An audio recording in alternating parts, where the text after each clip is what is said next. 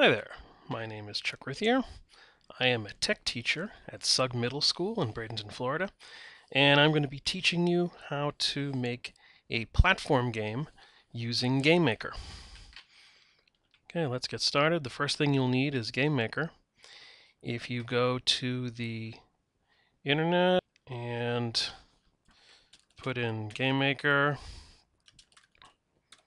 download, this should take us to the Gamemaker Studio. Oh, that's not what we want. We don't want Studio.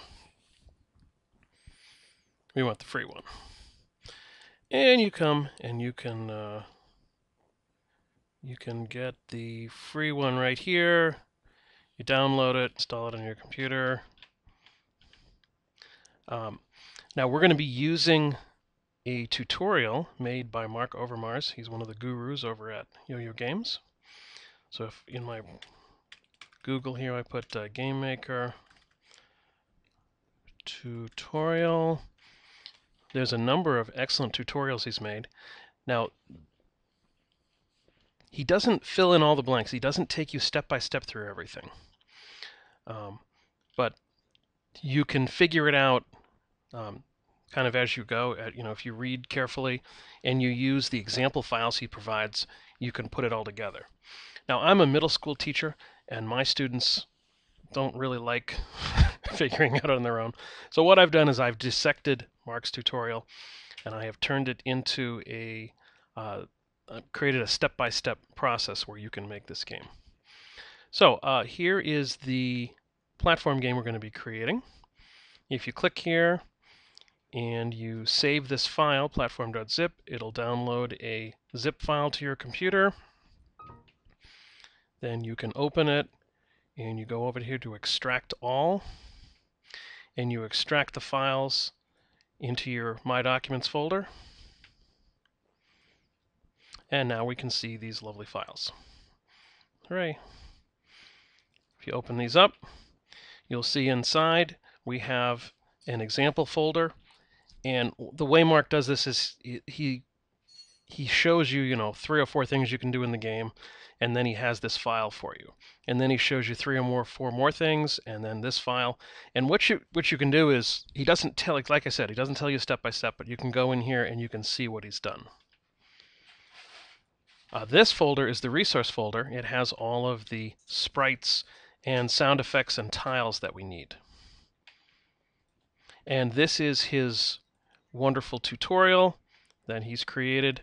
Like I said, it's only 16 pages long.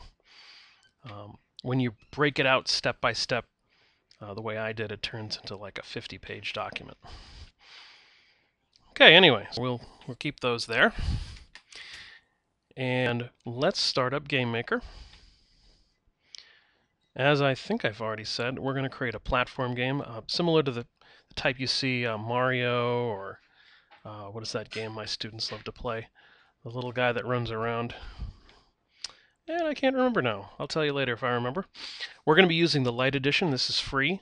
If you pay for it, you get a whole bunch of extra cool stuff.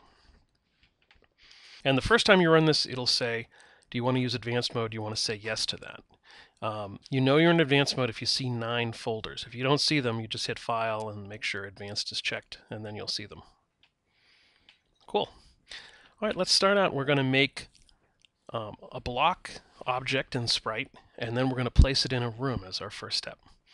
To create a sprite, we click on the little red Pac-Man guy, and we are going to call this block sprite. It's real important to name all of your assets, all your resources correctly, intelligently, so you can tell what they are. Don't name it sprite 1, sprite 2. You'll drive yourself crazy. All a sprite is a little picture of some kind of little something in your game. Okay, for example, a block is just this little 16 by 16 black square. So we're going to do load sprite here, and we are going to make sure you point this at your My Documents, and then in your GM tutorial platform games, you'll see that right there. And then you go into your resource folder, and then here is the block. And this, just like I said, it's a little picture of a block.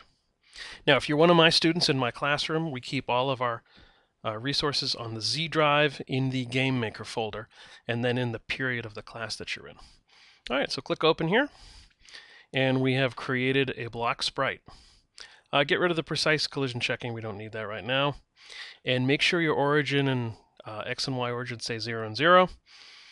Those can change by accident. If you came in here and you started clicking away, you're like, oh, it would change that. You don't want that to change. You want that to stay 0, 0. I'll show you why later. It gets all messed up when you put it in the room if they're not 0, 0. Okay, say okay. Great, we've got a block. Now, let's create a block object. To create an object, you come over here, you look for the blue ball, click on that bad boy, and we're going to name it intelligently. It's a block object, so we're going to call it block object. Thank you very much. Sprite. See where it says no sprite? What you want to do, an object is something in the game. Like if you're playing, a video game and you're playing Call of Duty or something like that, you are an object. Your weapon's an object. The wall that you hit is an object. Bullets flying around are objects. Everything that you can interact with in a video game is an object. Now this block, you can't see it because there's no picture attached to it. So we're going to attach the sprite to it, kind of like attaching a label to a bottle. Click there, choose block sprite, and now we have a cool sprite attached to it. Your block is a little bit unusual. It's going to be solid, and you'll see why. We're going to have stuff that is going to interact with the wall, interact with solid things. So we're going to turn that solid, and then we're going to be done with the block for now. We're going to say okay, because there's no programming. The block just kind of sits there. When we get to our next object, you'll see we have to do a lot of programming. Say okay. All right, finally, we want to set up a room to put our blocks in. And the room is obviously where you play the video game. Okay, it's your TV screen or whatever. To create a room, you look for the little square thing, and it should say create a room should pop up. Click it. Make sure you maximize this. Hit that little square. Yeah, we don't really need this tutorial over here. This is a great tutorial, by the way, if you want to teach yourself some basics. This is an intermediate program we're doing right now. If you wanted to start out with a real simple one, you could start out with one of these first games or one of the other tutorials that Mark created. Let's hide this, get this out of the way. Cool. Now, we're going to be painting.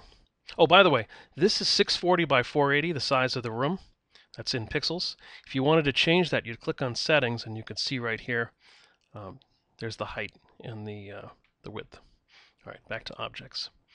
All right, now to place these in the room, all I've got to do is just click on the little squares. Now notice the block is 16 by 16, and this grid right here is 16 by 16. You won't see this grid when you play the game. It's just there for building the room. And we can just put these on.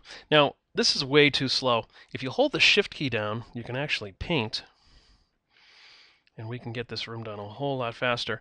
Now, if you make a mistake, you just click on the right click of the mouse, and away it goes. So let's create this. This isn't terribly important how beautiful we make this for the first run of this game. We'll be tweaking it as we go. Let's put a little area over here, and we'll put a couple of little platforms for Mario to jump on, or whoever.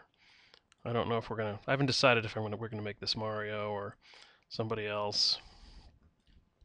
All right, so that's a good start for us. So you've got a room, you've got your block object, and you've got your block sprite. Good job. So let's take a quick break for a soda or something, and then we'll be back with part 2 of this series.